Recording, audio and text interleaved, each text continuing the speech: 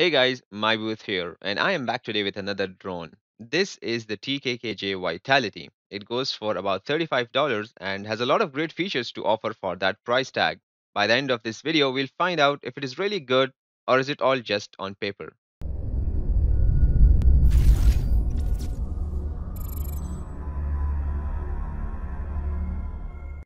So here is the box, pretty straightforward. You've got all the features mentioned here, but one is missing. It also has waypoints where you trace a path on the app screen and it flies on it automatically. Let's open it up. So inside we have the drone in its untransformed position. Then we have the remote control, a pretty big and bulky one, in fact. Then we have the instructions manual and the extras box inside which we have the propeller guards, four extra propellers and a small screwdriver, the battery charger, and a phone clamp for the remote. Coming back to the drone, let's go ahead and unfold it. Now, the overall folding design, as you can clearly see, is inspired by the DJI Mavic Pro, which came last year. We have the power button here. There's a camera right here covered with a plastic shield, next to which we have the antenna and a micro SD memory card slot. At the back is the battery compartment. Out slides the battery. Now it has a 1300 milliamp hour battery, which I am getting a really good feeling about considering the drone is extremely lightweight. It also has two headlights in the front and some colorful LEDs in all of the propeller arms as usual. Now you have two ways of flying it with the remote and with the app. We'll start with the remote. Now the remote requires four AA batteries, which I have already loaded. And now let's turn on the drone. Now we turn on the remote and it is connected. See, this is one of the best things about this drone. No pushing the levers back and forth to connect. Simply switch it on and boom, it's connected. Let's take it out for a spin.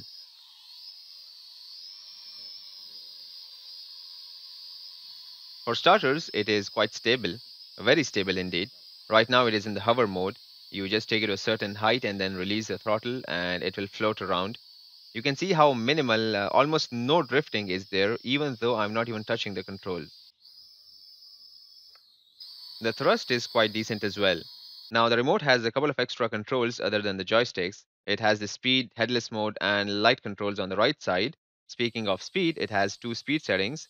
This is the standard slow speed and this is the advanced faster mode.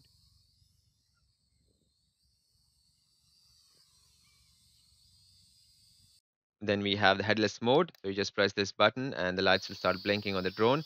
And now you can fly it around and no matter what side it is facing, the side facing away from you will always act as the front, which in simple English means your chances of crashing are highly reduced.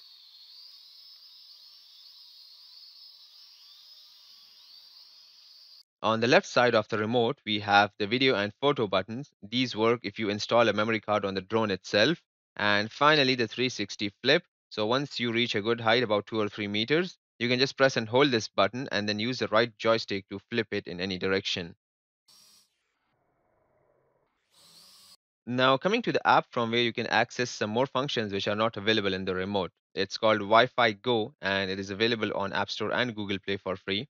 So when you download it, first go to your Wi-Fi settings and look for your drone signal, which is called Sky Wi-Fi or something. Connect to it and now go back to the app and press start. So you can either choose to use the app even when the remote is connected by pressing remote controller control. This way you can have the camera viewfinder on the phone screen, yet you're still controlling the drone with the remote control. You can record videos or take pictures from here, which will be directly stored into the phone memory. You don't need the memory card for this. You can also switch the camera between VGA and 720p. This is just going to change the resolution. The quality will remain unchanged. Then you've got the gallery here with all your photos and videos and the Wi-Fi signal. If it is red, it is connected to the drone. Before I come to the second app mode, I'm going to fly it a little more. By the way, if you're not sure about the throttle or if you're flying it for the first time, you can simply press the right joystick and it will auto launch to about 1 meter and start hovering. You can control it with the right joystick, moving it around so it doesn't crash. And when you're done, press the right joystick again and it will slowly descend to the ground. Now coming to the second mode, which is a full-fledged remote control on the screen. So you have your right and left joystick, the camera, video, speed, 360 flips, all in the top row. This here is the calibration button. So if you notice your drone doing unusual movements like moving up and down on its own, or is it drifting towards one side? If you're on the app, simply place the drone on a flat surface and press this button. And if you're on the remote, take both the joysticks and move them to the lower right corner for a second. There will be a short vibration in the remote after calibration is done.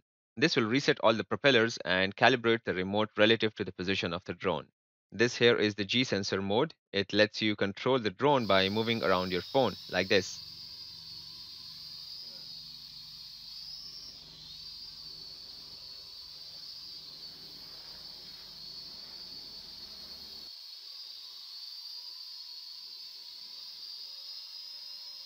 And finally, waypoints. So in this mode, you can lift the drone with the left joystick as usual, and then draw a path on the right side, and the drone will automatically follow that path, like this. And unlike Baby LP, in here you can actually change the scale by which the doodle will translate into real flight. Now let's take it to a good height and do some aerial photography. It has a 2 megapixel wide angle camera, so I'm hoping for some good videos. But I'm also concerned that the plastic shield in front of the camera will mess with the clarity. Here is a video from the drone.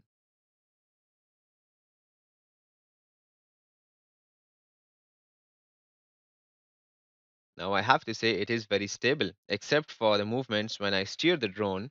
The last drone I flew was very small and the video was shaking crazy. This kind of stability is pretty impressive for a $35 drone. I really love the wide angle, it makes the video way more interesting.